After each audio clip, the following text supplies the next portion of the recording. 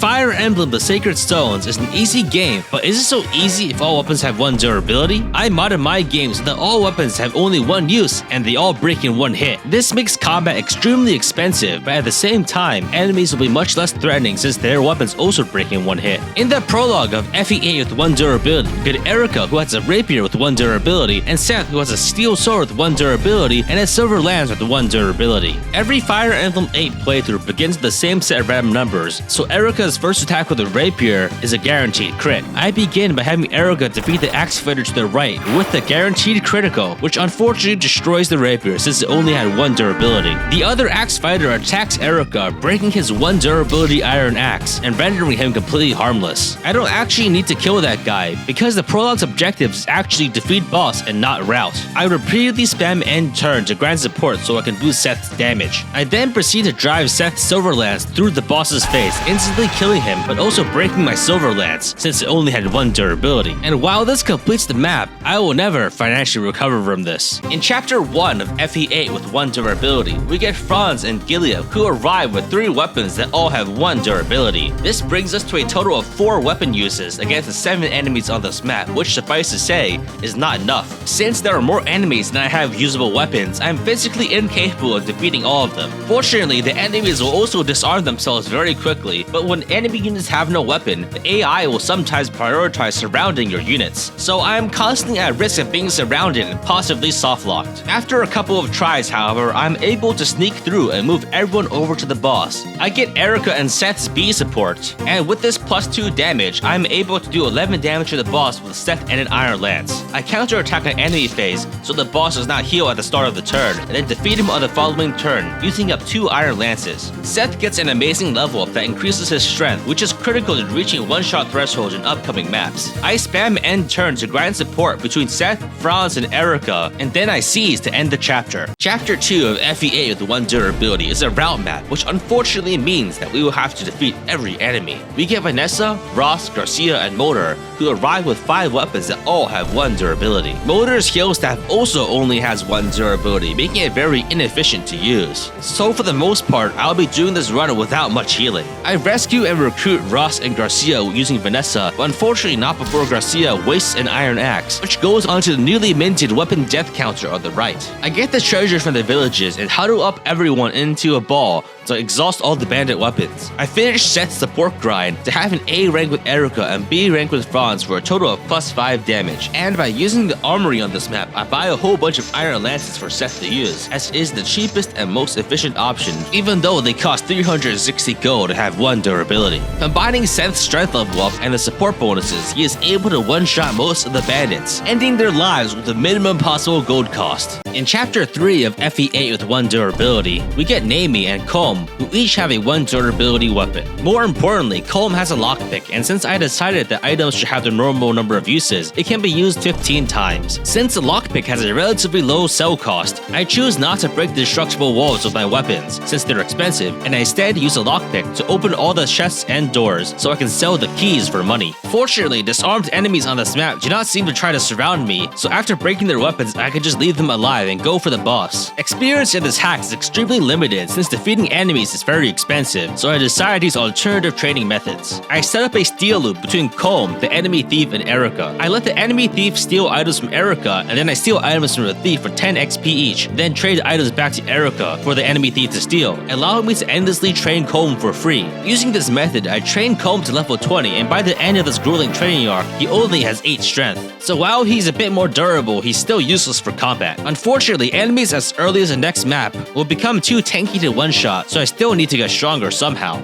To that end, I decided to set up another degenerate grind. I put Seth in range of the boss's hand axe to gain dodge XP, and by using supports and weapon triangle advantage, I'm able to increase Seth's avoid to consistently dodge the boss's one durability hand axe, which will never break if he never lands a hit with it. I use the emulator rewind function to rig strength level ups for Seth until he reaches 25 strength, which is absolutely crucial to beating the next map. After grinding Seth into a cap strength super soldier, I have him execute the boss with an iron sword, which breaks because it only only had 1 durability. In Chapter 4 of FE8 with 1 durability, we get Ardor and Loot who each have 1 durability tomes. Unfortunately, they will probably not see much action because tomes are generally too expensive to use. But as I start the map, I find that enemy weapons were unintentionally coded in as infinite use, so I was forced to spend 30 minutes live on stream trying to correct the issue in FE Builder. This is a route map, and while the enemies are not much of a physical threat, their sheer quantity poses a tremendous economic problem. The revenants on this map are extremely tanky, with many of them having nearly 30 HP, making them difficult to one-shot under normal circumstances. However, with Seth's capped 25 strength, 5 damage from support bonuses, and 7 from the Iron Lance, he is able to do 37 damage, which can comfortably one-shot all of the enemies on this map, including the boss, making each kill cost 360 gold. To further save money, I decided to use Garcia to use 270 gold iron axes to defeat the squishier Moguls. I clear the map, but the sheer cost of defeating all 22 enemies uses up my entire stock of weapons and leaves me almost completely bankrupt. In Chapter 5 of FE8 with 1 durability, we get Natasha who has a 1 durability men's staff, and Joshua who has a 1 durability killing edge. This is a defeat boss map, meaning that strictly speaking, I will only need to defeat 1 enemy. But regardless, because of my dire financial situation caused by the previous map, I am, against my will, forced to partake in the heinous practice of pacifism. There are considerable item rewards for saving the villages, but unfortunately there are aggressive bandit spawns that will force me to move quickly to claim them. I begin by moving aggressively with my units to block enemies and absorb hits to disarm them. My goal is to ensure that enemies move in a way that does not impede my progress throughout the map. To further this goal, I use a clever trick by placing Seth adjacent to a wall, so that when 3 enemies attack him and break their weapons, their encirclement can be broken by having Vanessa fly over the wall to rescue Seth, and by doing this, I can break many enemy weapons without getting my units trapped. I'm able to save all the villages, mainly by using Vanessa to fly to the ones that are farther away. This secures a bonus guiding ring at the end of the map, which alongside the stat boosters, I will likely sell to buy more iron lances. As this is happening, Joshua attacks Vanessa with the killing edge, but fortunately does not crit, disarming him because it only had 1 durability. After this, I move Seth around with Vanessa to disarm all of the remaining enemies, and so far, I have not killed a single enemy on this map. I have Natasha recruit Joshua and then consider my chances in the arena, which could potentially be a fix to my financial situation. I give it a try, but unfortunately, arena weapons also have 1 durability, and moreover, the game will softlock if they break, so unless I finish combat in a single round, then the arena grinding will not work.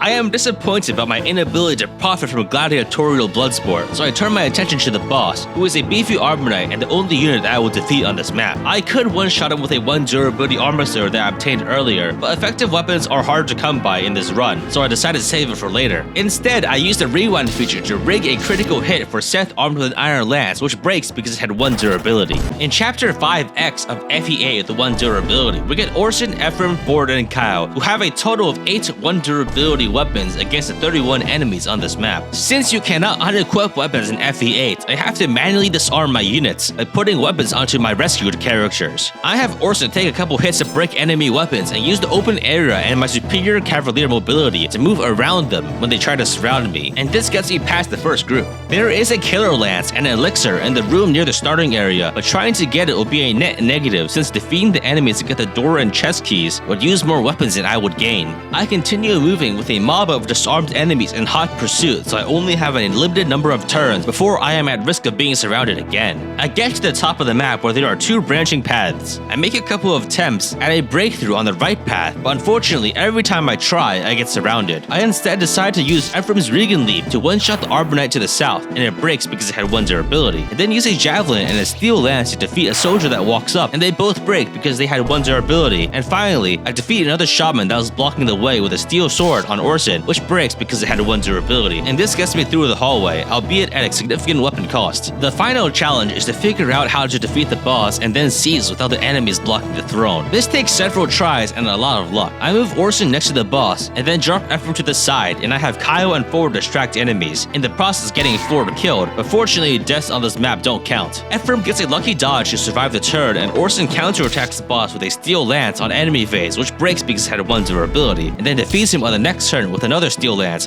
which breaks because it only had 1 durability. With the boss dead, I trade away all of Orson's items before seizing with Ephraim to end the chapter. Chapter 6 of FE8 with 1 durability is a fog of war and defeat boss map, so I plan to go for the boss immediately since the loot is rather lackluster. Unfortunately, torch staves have 1 durability, and dust are too expensive to justify using, so for vision, I mainly depend on reading the wiki article for this chapter. The starting area will soon be attacked by cavaliers in multiple directions, so I have to position myself correctly. I begin by having Seth take the upper route to move towards the boss while avoiding the main mass of enemies, and I move everyone else into the northern forest. To achieve some measure of safety, I hunker down in the upper left, putting Gilliam or Garcia in the way to stop enemy cavaliers from killing my units. I also send Combe to the right to dodge tank and distract enemies from attacking Seth and wasting his weapons, and as I move towards the boss, I kill an enemy troubadour with Seth to trade a 1 durability iron lance for an elixir, which can be sold for as many as 4.17 iron lances. Unfortunately, since I sent Seth without support partners, he doesn't have enough damage to defeat the boss with an iron lance, but fortunately he has an exact one-shot with a steel lance, which defeats the boss but then breaks because it only had 1 durability.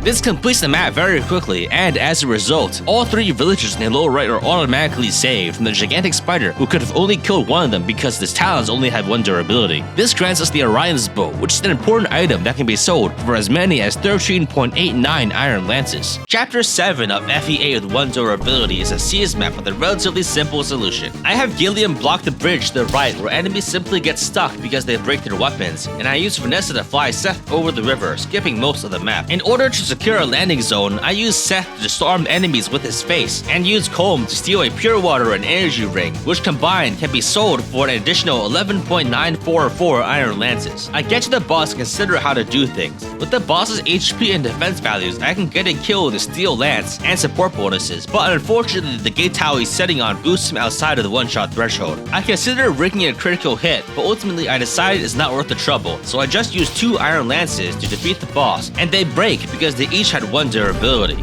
This grants me a Night Crest, which will not be used to promote anyone, but which will instead be sold to buy as many as 13.889 iron lances. In Chapter 8 of FE8 with 1 durability, we get Ephraim, Kyle, and Ford, who join with the 2 remaining 1 durability weapons from Chapter 5X, and they spawn in a precarious position. They can't move out of their starting areas without being attacked by more enemies, and I cannot send help without wasting weapons, so they will just have to somehow survive. And I decided to do this by having them hunker down in the upper left corner of their starting area, and while they take a lot of damage, they're able to survive by using 2 vulneraries, which could have been sold to buy a fraction of an iron lance. I have Combe lockpick the door to the treasure room and then storm it with multiple units, which spreads out the enemy armor knights so they don't surround me. Once I have disarmed them, they become stationary, and I open the treasure chest for an angelic rope which can be sold for 11.1111 iron lances. Unfortunately, once I get past this room, aggressive mage reinforcements spawn, and there are too many to just move past, and because of my economically enforced pacifism, I can't just, well, kill them, so I have to search for alternative solutions.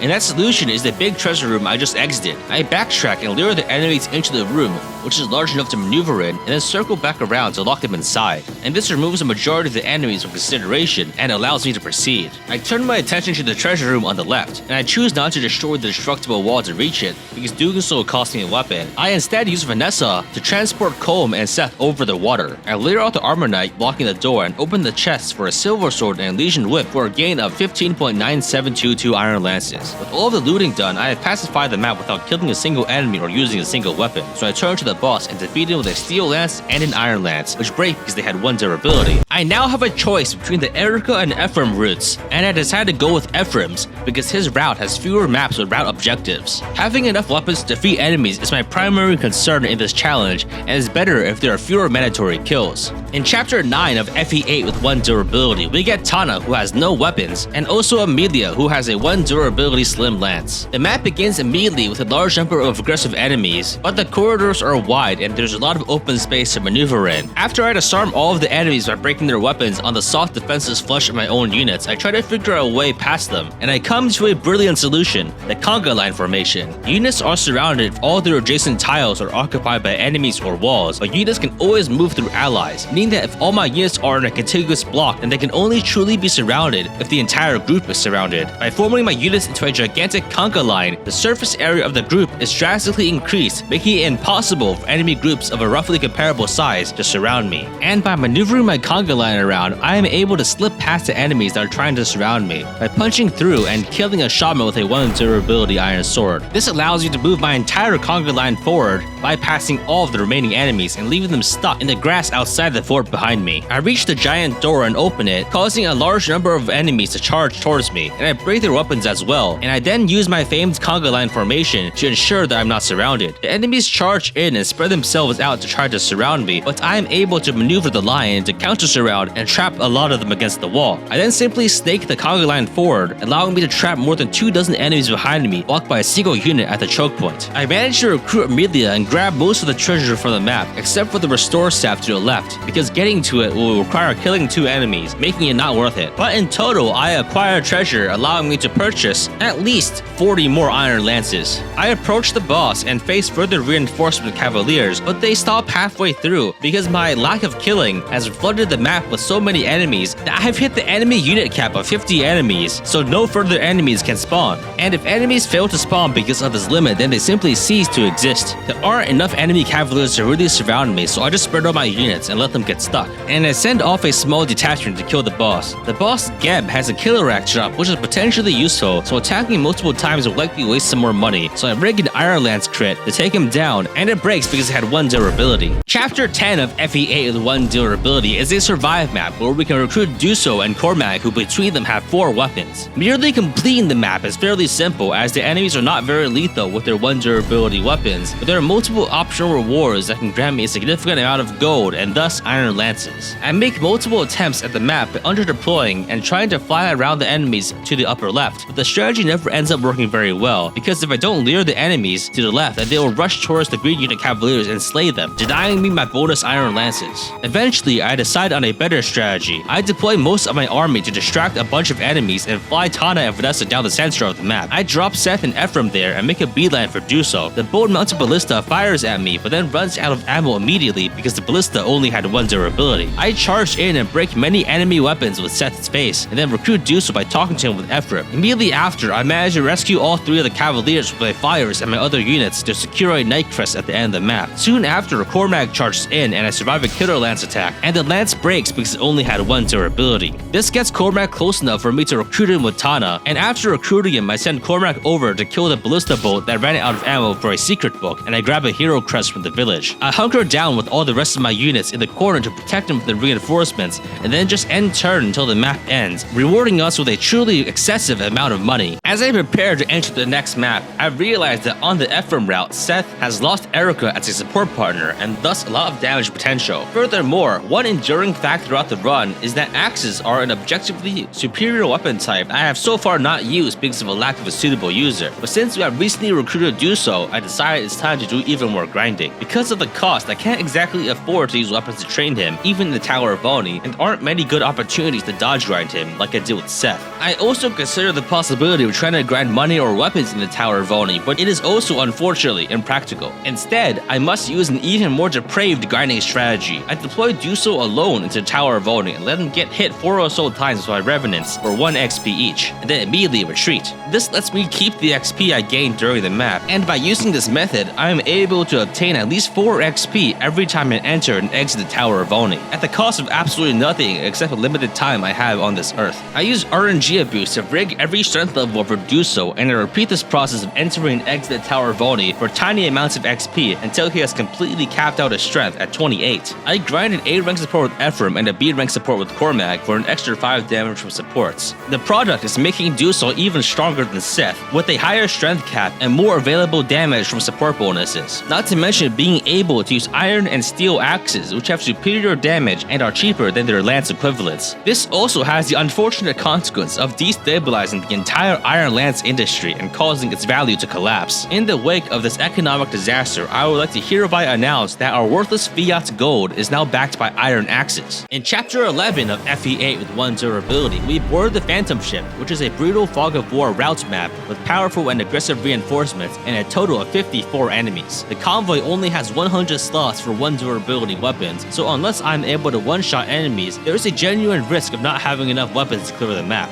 Seth is not capable of consistently one-shotting the enemies on this map, so most of the killing duty has shifted to Duso, who I have recently trained to the maximum strength. And because it is so expensive to train units, nearly all my characters are at their base level and are complete liabilities in combat. I tried the map several times deploying most of my army, but nearly every time someone gets two-shotted by Moguls or Gargoyles. I try reducing my deployment numbers, but that also doesn't work, because even Cormac easily gets swarmed and killed because of my limited offensive capabilities. So I have to leave him on the bench, but this reduces reduces Duoso's offensive support bonuses so he can no longer one-shot enemies with iron axes, which crashes the iron axe economy, and forces us to base our currency on steel axes, which are needed to one-shot bulky revenants. My final plan is to only deploy Seth, Duoso, and Ephraim, but the problem is that characters only have 5 inventory slots, so even if Duoso can one-shot enemies, he can only kill 5 enemies before he needs to reload. Ephraim can supply Duoso with steel axes from the convoy, but unfortunately he is very squishy. I can rescue him to keep him alive, but unfortunately I cannot access the convoy while he is rescued, so there lies a problem. If Ephraim is left on the map, then he is vulnerable, but if I rescue him and I'm surrounded, then I can get softlocked from running out of weapons and not being able to access the convoy. Additionally, halfway through the map, La Rochelle and Dazla join as green units, and unfortunately Dazla's battle axe only has 1 durability. Dazla can use that to kill 1 enemy, but after that he cannot defend La Rochelle, and I just have to hope that enemies don't kill her, mainly because she has a white gem that can be sold for 27.777, repeating of course steel axes, and because she can also recruit Renak in chapter 14 for free. I tried holding up in the corner, but this doesn't work because most of the enemies then rush towards La Rochelle and kill her immediately, so instead I do have to move closer to the center. So I start by moving in as aggressively as I can. I arm Duoso with 5 1 durability steel axes, and he one-shots 5 enemies before running out of ammo. I have Ephraim rapidly reloading from the convoy, and I do this a couple of times in the first few turns to kill as many monsters as possible before reinforcements spawn. Doing this attracts enough enemies away from La Rochelle that she is able to survive. Once the gargoyles and moguls start moving in, I begin phase 2 of the plan, which is to exhaust enemy weapons in a formation where I can eventually access the supply. And I do this by rescuing Ephraim and moving onto the bridge, placing Seth and Duoso 1 tile apart. They're both tanky enough to easily survive most of the hits on this map, so I just wait until all the enemy weapons have broken. At this point, I'm completely surrounded with no space to drop Ephraim to access the convoy, so what I do is I sneak a couple of emergency steel axes and pass them to Duoso to kill an enemy to free up space, and using this space, I drop Ephraim on the map to regain convoy access. Ephraim is now safe since all the enemies are disarmed, and now I can access my full arsenal of weapons, so I pull out steel axes 5 at a time to kill every enemy on the map, 1 by 1, in the same way that illegal logging companies cut down trees, snuffing out arboreal life for carpentry gain. I'm able to clear the map at a significant cost, using up 44 steel axes and more than 60 weapons in total, for a total cost of more than 20,000 gold. In chapter 12 of FE8 with 1 durability, we get Yuan who has a 1 durability tome, and Marissa who has a 1 durability Shamshir. Fortunately, this is a defeat boss map, meaning that it will be relatively simple. There's an absolute ton of open space and several choke points allowing me to do a lot of maneuvering. I lure the enemies and reinforcements from the left, and break their weapons with Seth and Duoso, and I body block all of the enemies from the right using Colm at a 1 tile choke point. I have my fighters drop Seth and Duoso to break the bows of enemy archers to the north, and once they've been disarmed, I can safely fly over the entire map. I recruit Yuan from the village, and he's extremely weak. Training him using tomes could probably cost more than all of the weapons I use in Phantomship combined, so I decided to try a cheaper training method, the arena. Unfortunately, in the arena, weapons will break in only 1 hit and then softlock you because they only have 1 durability, so I repeatedly try to rig a 1% crit, but it takes so long that I just give up and stop trying. I end up just moving to the right to recruit Marissa and then kill the boss with an economically RNG rigged steel axe crit, completing the map for only 360 gold. Chapter 13 of FE8 1 durability is another massive route map featuring 58 enemies. Here we get Garrett who has a 1 durability steel blade and Tethys who is a dancer. This one isn't nearly as difficult as Phantomship because there's a lot less urgency. The enemies are not nearly as aggressive and they come from fewer directions. The boss Selena has a bolting tome, but here it is much less threatening than in the base game because it only has 1 durability. I begin by sending Seth south to the village to the right to secure a staff booster worth many steel axes and then have everyone else hunker down in the upper right.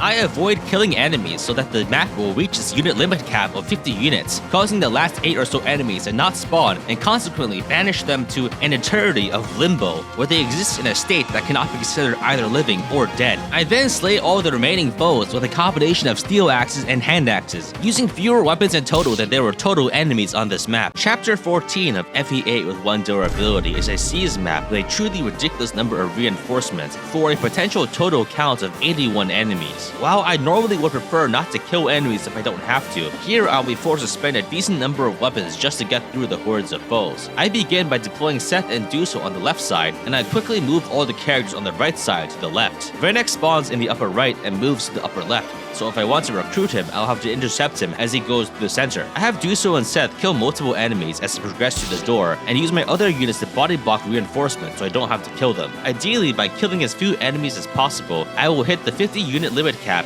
and some of the reinforcements will fizzle and fail to spawn, reducing the total number of enemies I have to deal with. As I move past the door, I have to disarm Duso so he doesn't get berserked by the enemy druids, and I manage to body block Renak and recruit him for free with La Rochelle. And as I do this, many enemy reinforcements fail to spawn due to the unit limit. I fall back and consolidate my position, but soon find I'm completely surrounded, so I kill 2 enemies to punch my way through, and then use the conga line formation to move through and lure all the enemies into the narrow passageway at the bottom of the map, and then body block them from both sides with units, sealing them all in and making them all completely harmless. I go around and seize the treasure in the treasure room, which includes the Hermern staff, a staff that can repair weapons of full durability. But since all weapons have a maximum of 1 durability, it is completely useless. I move back up and send in Vanessa to bait the berserk staves, causing the staves to break because it only had 1 durability. Finally, I enter the throne room, and all the reinforcements that occur when you open the door fail to spawn because of the unit limit cap. And I kill Vergard with a critical hit from my hammer, which breaks because it only had 1 durability. Chapter 15 of FE8 with 1 durability is another brutal route map, this time with a grand total of 76 enemies. Fortunately, once again, I can abuse the unit limit cap to ensure that many of the reinforcements do not spawn. At the end of the last map, we recruited Null, who I immediately promote into Summoner to summon Phantoms, which are disposable units with 1 durability, who each have a 1 durability axe. They are technically a source of free damage, but once their axe breaks, they can no longer fight. You cannot unsummon Phantoms, and you can only resummon them if they die. Unfortunately, the enemies on this map also have limited killing capabilities, and so I can only summon as many Phantoms as enemies have weapons. But what they're really useful for is disarming enemies without my actual units taking damage. Healing costs money, but Phantoms cost nothing. Erica rejoins the team on this map, and along with her comes Inez and Silent, who have between them 3 1 durability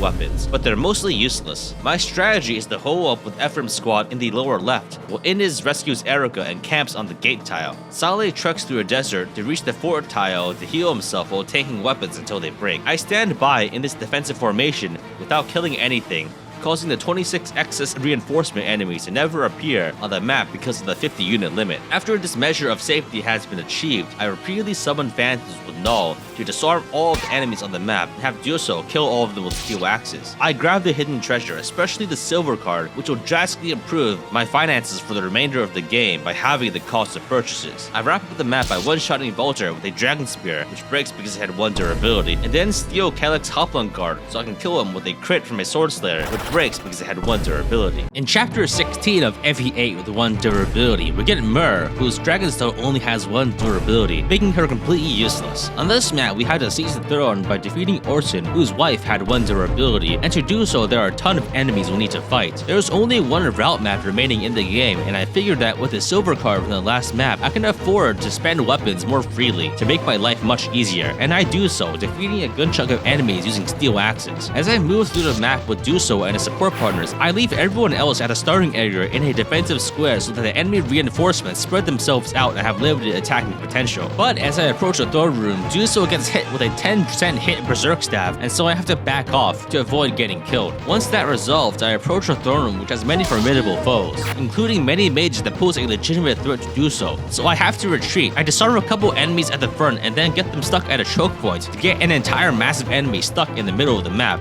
and then move back with my main squad into a loop-de-loop around the front of the castle, leaving all of the strong enemies stuck in the center and sneak around him to fight Orson. Unfortunately, Duso isn't very accurate at hitting him, and I don't really feel like doing any RNG abuse, so it takes several hits to take him down to complete the map. Chapter 17 of FE8 with 1 durability is a defeat boss map built to the brim with extremely powerful promoted enemies.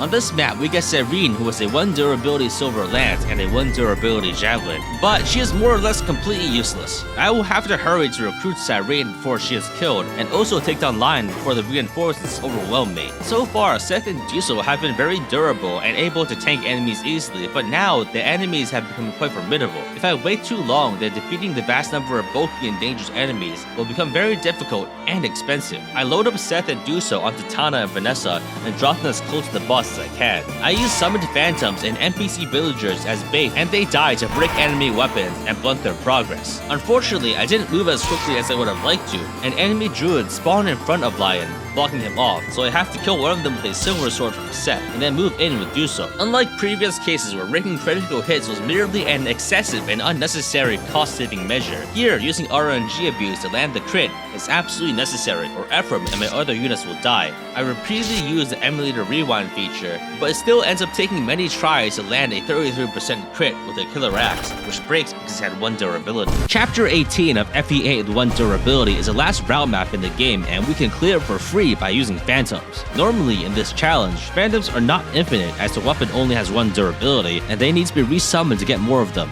Since they can only be resummoned if they're killed, then the number of phantoms you can summon is limited by the total number of enemy weapons. However, this map has lava terrain, which can deal lethal damage to phantoms, which can kill them off and allow me to summon them infinitely. I start by having a phantom kill an egg and then immediately back off as all the remaining Gorgon eggs hatch. Many of the monsters chase me, and I wall off everyone with Seth and Duso. Duso gets seriously wounded, but soon I manage to disarm enough enemies to stay safe. I repeatedly summon phantoms to do damage and divest the enemies of their weaponry, and soon all the enemies are disarmed, and I find my units around to make use of the lava tiles. I move Null into the lava fields so that the disarmed enemies will chase him and burn to death. For the remaining stationary enemies, I repeatedly summon phantoms to do 1 hit and then burn them on a lava tile to refresh them, so I can summon another 1 durability phantom to use their free 1 durability weapon. I repeatedly summon phantoms on lava tiles to grind XP for Null to obtain higher level phantoms and defeat every remaining enemy using them, completing the entire route map at no cost without using a single real weapon by summoning a total of 143 phantoms. In the closing cutscene, Lion seizes the stone of Renee and crushes it, causing it to break because it only had 1 durability.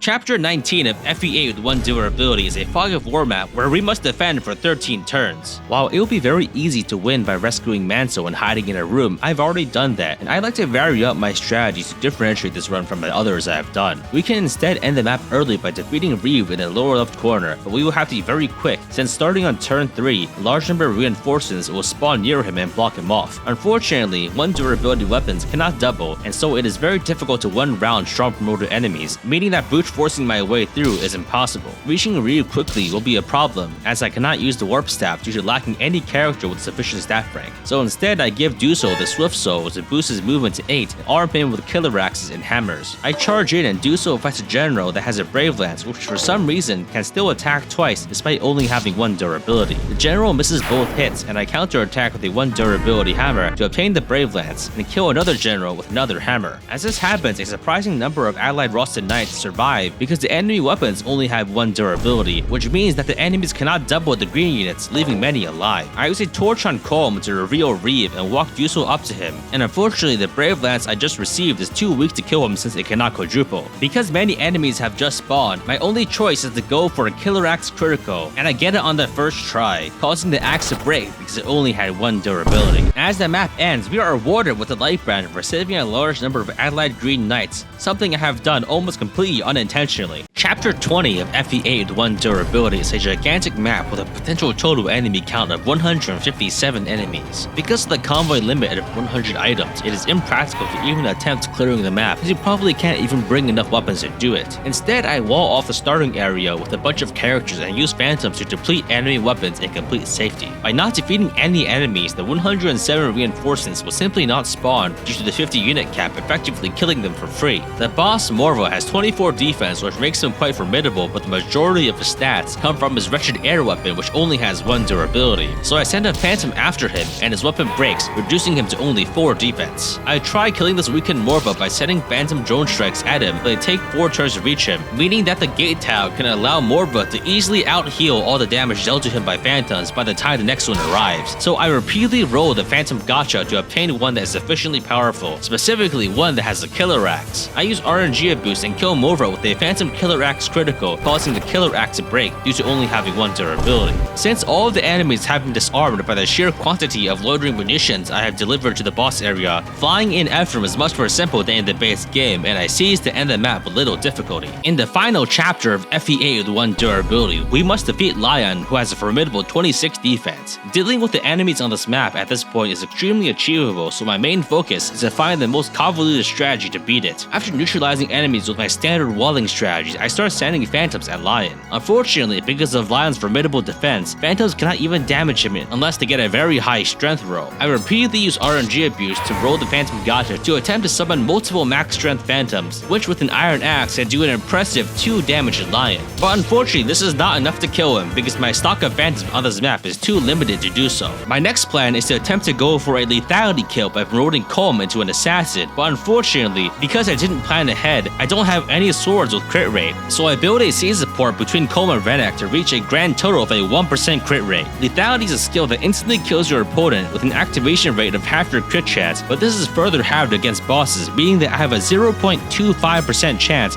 to activate lethality with this setup. I repeatedly try to rig this 0.25% chance, and after a few hundreds of tries, I managed to get 1 critical hit, but I fail with a 1 in 4 chance to convert it into a lethality, so I just give up. Now that my first 2 plans have fallen through, I still need to scrounge up some other degenerate strategy to put in the thumbnail, so I settle on RNG abusing to rig 40 or so axe misses for Duso so you can grind axe rank. Legendary weapons throughout this run have been useless, not only because they have 1 durability, but also because they require an S rank for the weapon type, and getting weapon rank in this 1 durability challenge is nigh impossible, as there is a bug in Fire Emblem 8 that causes you to not gain weapon rank if your weapon breaks. But misses will not cause your weapon to break, allowing for a loophole that allows me to gain rank. I find one of the dodgiest enemies on this map, a Griggly, and give Duso the most inaccurate axe I have, which is a hand axe. I have him rescue another unit to further reduce his hit rate, and then repeatedly use RNG abuse to rig misses, so Duso reaches S rank in axes and can use the Garm, which I use to defeat Lion in 1 hit with a rigged critical, causing the Garm to break because it only had 1 durability. The Demon King consumes Lion's corpse, which only had 1 durability, to resurrect himself, but is immediately captured by the Sacred Stone because his soul only had 1 durability. The second phase of the map begins with the Demon King summoning 8 monsters, who each only have 1 durability weapons that are easily broken by sacrificing my phantoms. All of these enemies, except for the Draco Zombie, are aggressive, so to get them out of the way, I form a conga line to the upper right, and since the monsters have not died, the Demon King does not try to summon any more to replace them. The Demon King is normally a formidable opponent, but here, all of his weapons only have 1 durability, so I send in Seth and Duso to bait out attacks, and the Demon King attacks Duso with Demon Light, which for some reason does the Ravager wind-up animation, seemingly because the game tracks whether or not a weapon breaks before animations play, causing Ravager to sneak into the first weapon slot and trigger an animation flag. Regardless, Duso survives the attack and Demon Light breaks because it only had 1 durability. The Demon King then follows up by attacking Seth with Ravager, allowing us to see the Ravager animation, which is extremely rare since Demon Light is almost always preferred because it has longer range. Ravager breaks because it only had 1 durability, leaving only Nightmare, which the Demon King uses to put 6 units to sleep for 5 turns, causing Nightmare to break because it only had 1 durability. Now, the Demon King is completely disarmed, so there's nothing left to do except to organize the kill. Normally, the Demon King has very high defense and resistance, meaning that hurting him with regular weaponry is difficult. Since I can't use legendary weapons very easily, this could take a while. However, most of the Demon King's stat bonuses come from his weapons, and since his weapons have broken, he has lost all of these stat bonuses, causing his defense and resistance to become much lower. I have Duso whack him a couple times with a Killer Axe, and then finish him off by having Erica and Ephraim, neither of whom have ever leveled up naturally, hit him with the Sigmund and Sieglind, which both break because they each had 1 durability.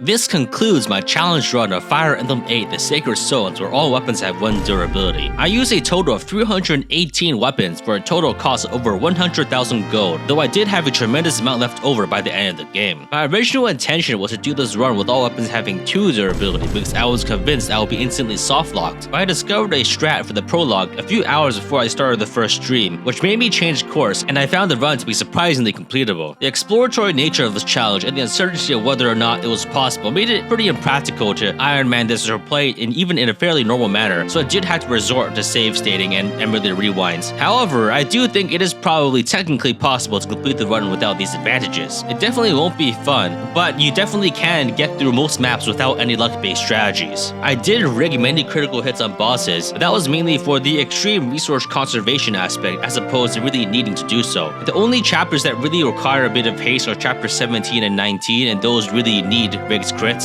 But you can also just use turtling strats to complete the map more reliably, but again, more slowly. Overall, this is a pretty fun experience of pushing the game to its technical limits to overcome a seemingly impossible challenge. Let me know in the comments below if there are any other scuffed GBA Fire Emblem challenges you would like me to try, and as I definitely plan to do more runs like this in the future. Anyway, if you like this video, please subscribe to my YouTube channel, and I would like to thank my lovely YouTube members and Patreons for helping support my projects. Please consider contributing if you've enjoyed this content and want to see more like it. Anyway, that's it. Thanks for watching.